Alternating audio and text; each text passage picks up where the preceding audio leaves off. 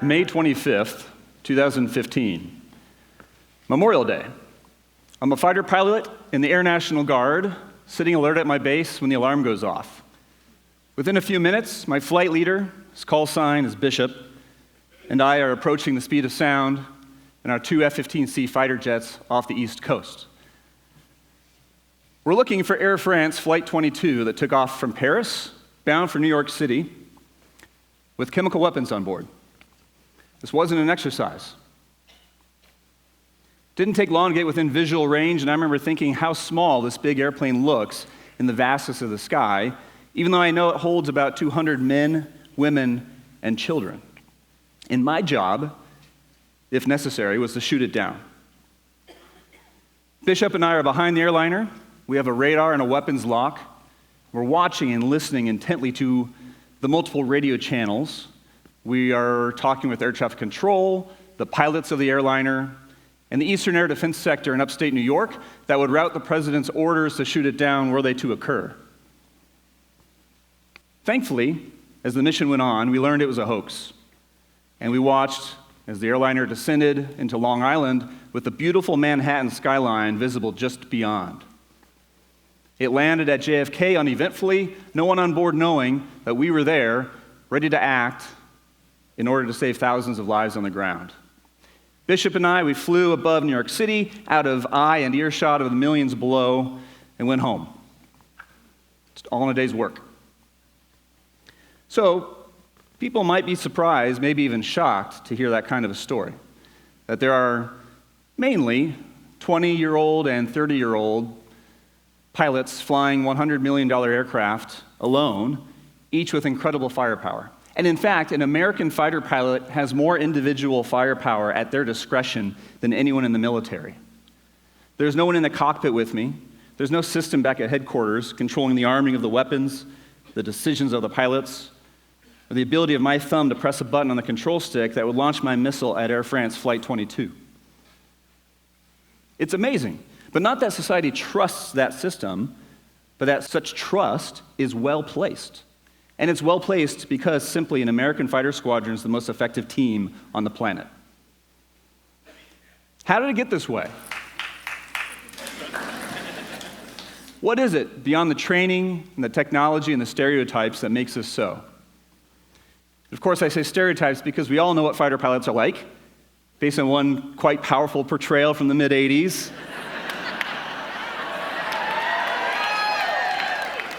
Maverick was young and cocky and dangerously individualistic, and when he wasn't playing volleyball, he was breaking all the rules, but I hate to break your heart. The character is the polar opposite of reality. It's not some dashing individual with golden hands and eagle eyes and a thrill-seeking attitude. The key that explains a fighter squadron's success is culture. So let me describe a signature element of a fighter pilot's culture that is so natural and normal for us that it took me a long time to realize it's also completely out of step with just about every other organization and team out there, be it in academia, in business, in government. We call it simply the debrief. So a little background for you. In a given week, I would probably fly 2 to 3 training sorties or flights, and that happens throughout a career. Brand new or 30-year veteran, it's still 2 to 3 sorties a week. Fighter squadrons are constantly practicing. And these range from anything from a simple 1v1 dogfight exercise to a large multinational exercise involving dozens of aircraft scattered across the globe in planning that can take weeks. For the simple kind, the one-on-one, after a few hours of planning, maybe a day or two prepping the airplanes by the maintenance teams, loading weapons and hundreds of gallons of jet fuel, the actual time spent fighting in the air is maybe 10 minutes. We're done, we land, fill out some paperwork and take off our gear, and then the real training and learning takes place in the debrief. We go back to a soundproof vault, and we proceed to spend hours poring over video, computer graphic reenactments, radio calls, everything to diagnose exactly what went right and what didn't and why. These debriefs can last multiple days to describe 10 minutes of action. When we fly, we have cameras that record our cockpit displays. We have cameras in our weapons. We even have cameras in our helmets that film where we're looking at all times. Filmed at 30 frames a second, it means that sometimes we're in the back going over a video frame by frame to see if someone made a decision or pressed a button just 1/30th of a second too late, which can spell the difference between success and failure. The person running the debrief was the flight leader who planned the mission and led it, but wasn't necessarily the most experienced member of the team. Fighter squadrons share the leadership and followership duties constantly. You might have a situation where it's a 24-year-old lieutenant telling a 2-star general in front of the entire room, you screwed up and this is why, and we failed the mission because of it. Now, this kind of thick-skinned, open, and transparent, fine-tooth comb analysis is a big reason that a fighter squadron has that very rare mix of both perfectionism and humility. Now, debriefs don't normally happen in other organizations. And when they do, giving direct and candid negative feedback is rare, perhaps even actively discouraged.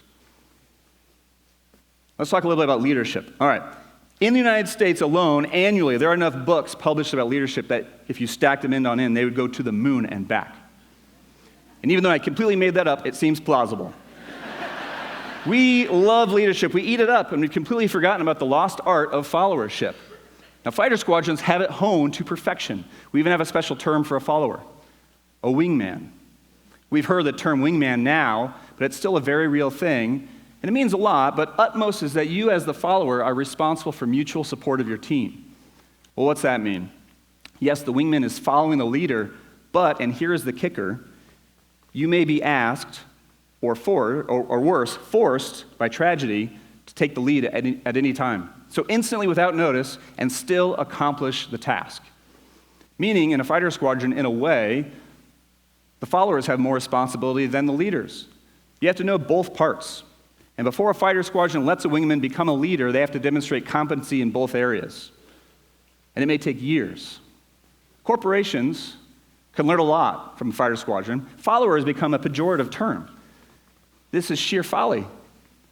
Following is not a bad thing, and it's not just not leading.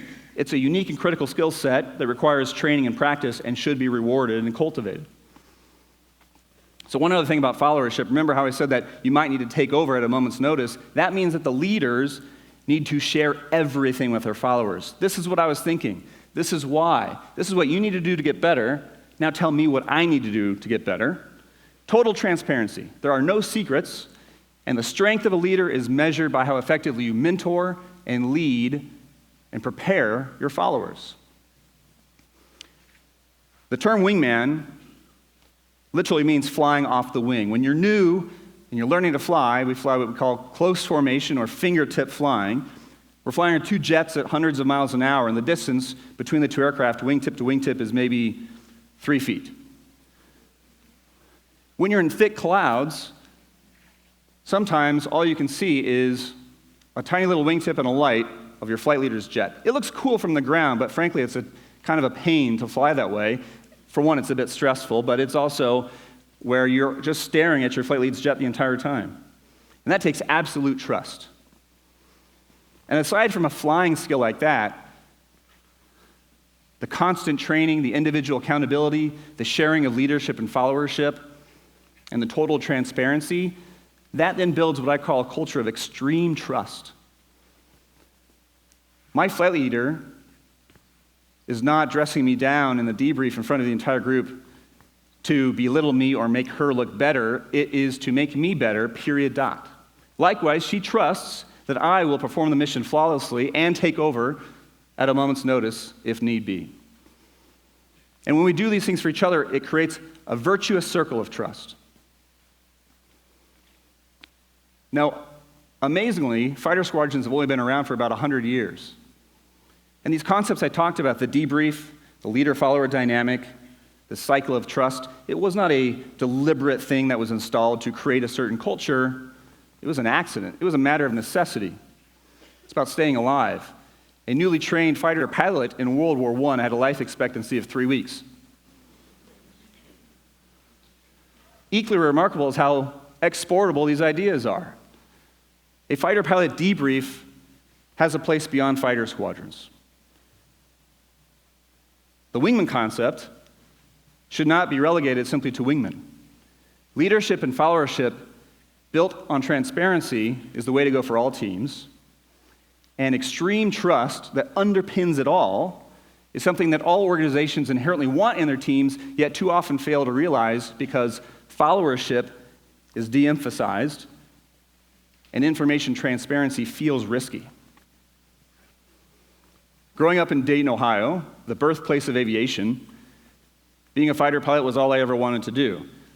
And as a young man, I thought it was the power of the individual that made the magic happen, daring and dashing and bold and somehow born with this innate ability to fly a machine through the air, but that's false. What explains the key to how a fighter squadron is the best team on earth is its culture. And if a bunch of 20-year-old and 30-year-old pilots can discover this stuff 100 years ago, imagine what's possible if we can apply these concepts deliberately.